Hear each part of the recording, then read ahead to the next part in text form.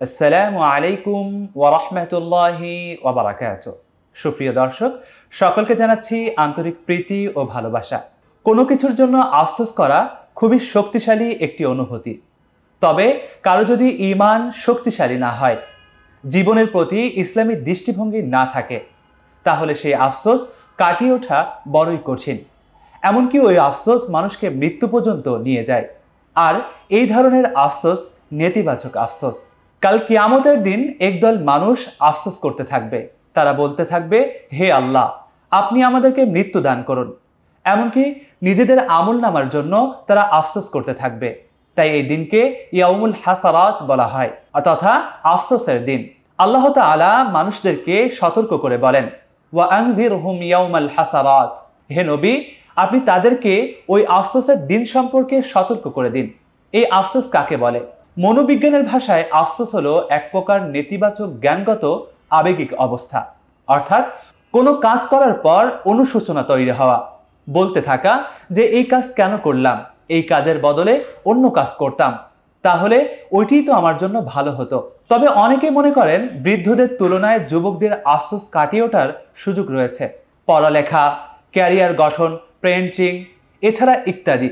তবে দুনিয়ার দৃষ্টিকোণ থেকে তাদের জন্য সুযোগ রয়েছে, কিন্তু আখিরাতের মানদণ্ডে সকলের জন্য সুযোগ একই। এজন্য আফসোস হতে হবে ইতিবাচক, নেতিবাচক নয়। একটি ঘটনার দ্বারা বিষয়টি স্পষ্ট হয়ে যাবে আশা করছি। হার্ভার্ড নিউজলেটার একটি ঘটনা প্রকাশ করেছে যা খুবই অদ্ভুত। একজন ব্যক্তি নির্দিষ্ট নাম্বারে নির্দিষ্ট দিন লটারি কাটত, কিন্তু কোনো একদিন সে ভুলে ওই নির্দিষ্ট নাম্বারে আর লটারি কাটল না। কিন্তু ওই দিনই যে ওই নির্দিষ্ট নাম্বারে লটারি কেটেছে সে জয়লাভ করলো, অর্থাৎ উপঢৌকন পেল। এই ঘটনা দেখে সে অদ্ভুত হলো এবং আফসোস করতে থাকলো, হায়, কেন আমি কাটলাম না, কেন এটি করলাম না, যদি করতাম তাহলে তো এটি আমার জন্য থাকতো। সে অনুশোচনার ভারে নত হয়ে পড়ল, তাকে অনুশোচনা কুরে কুরে খেতে লাগলো, যার ফলে সে আত্মহত্যা পর্যন্ত করার সিদ্ধান্ত নিল। সে নিজে আত্মহত্যাও করলো। এই যে দেখুন, এখানে যে আফসোসটা করা হলো, এই আফসোসটা সম্পূর্ণ নেতিবাচক, যার ফলে সে মৃত্যুবরণ করলো। কেননা নবী করিম সাল্লাল্লাহু আলাইহি ওয়াসাল্লাম ইরশাদ করেছেন, কোনো ব্যক্তি যদি নিজেই আত্মহত্যা করে, কাল কিয়ামতের ময়দান পর্যন্ত সে ওইভাবেই মৃত্যুবরণ করতে থাকবে। তার জীবনের প্রতি যদি ইসলামী দৃষ্টিভঙ্গি থাকতো, সে কখনোই এই পথ বেছে নিত না। আফসোস ইতিবাচক হওয়া চাই, যা একটি ঘটনার দ্বারা আমাদের কাছে বিষয়টা স্পষ্ট হয়ে যাবে। একজন বৃদ্ধ ব্যক্তি যে সারা জীবন গুনাহ করেছে, আল্লাহ তাআলার নাফরমানি করেছে, কোনো বিধানই সে মানেনি, সে আফসোস করতে থাকলো, হায়, এখন যদি আমার মৃত্যুবরণ হয়ে যায় তাহলে আমার কি পরিণতি হবে, আল্লাহ আমাকে কি শাস্তি দিবেন আমি তো নিজেও জানি না। এই আফসোসের ভার নিয়ে সে নবী করিম সাল্লাল্লাহু আলাইহি ওয়াসাল্লামের কাছে গেলেন। নবী করিম সাল্লাল্লাহু আলাইহি ওয়াসাল্লামকে বললেন, ইয়া রাসূলুল্লাহ, আমি তো অমুক অমুক গুনাহ করেছি, এখন আমার উপায় কি? রাসূলুল্লাহ সাল্লাল্লাহু আলাইহি ওয়াসাল্লাম বললেন, তুমি কি ঈমান আনয়ন করেছ? তখন বললেন, হ্যাঁ, আমি বিশ্বাস করি আল্লাহ ছাড়া কোনো মাবুদ নেই, তিনি একক, আর আপনি আল্লাহর রসুল।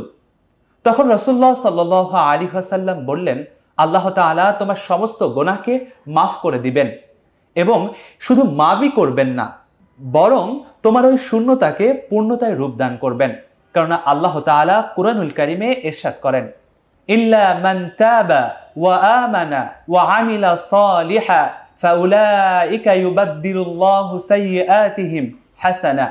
যে ব্যক্তি তাওবা করলো এবং তাওবা করেই ক্ষান্ত থাকলো না, বরং বিশ্বাস রাখলো এবং সৎ আমল করতে থাকলো, আল্লাহ তাআলা ওই ব্যক্তির পুণ্যে যে সমস্ত পাপ রয়েছে ওইগুলোকে সওয়াবে পরিণত করবেন। এই যে দেখুন, এখানে আফসোস ছিল ইতিবাচক, যার ফলে আল্লাহ তাআলা শুধু তাকে মাফই করলেন না, বরং তার পূর্বের সমস্ত গুনাহকে সওয়াবে পরিণত করলেন। এর দ্বারা বুঝে আসে আমাদের আফসোস হওয়া চাই ইতিবাচক, নেতিবাচক না। কেননা একটি নেতিবাচক আফসোস মানুষের জীবনকে শেষ করে দেয়। এর জন্য আমাদের জীবনের প্রতি ইসলামিক দৃষ্টিভঙ্গি থাকতে হবে, আমাদের ঈমান শক্ত থাকতে হবে, তাহলে আমাদের আফসোস আমাদের জীবনের সফলতার কারণ হয়ে দাঁড়াবে। আল্লাহ তাআলা আমাদের প্রত্যেককে নেতিবাচক আফসোস পরিহার করার তৌফিক দান করুন, আর আমরা যেন ইতিবাচক আফসোস করে আল্লাহ তাআলার সান্নিধ্য লাভ করতে পারি। আমিন। আসসালামু আলাইকুম ওয়া রাহমাতুল্লাহি ওয়া বারাকাতুহু।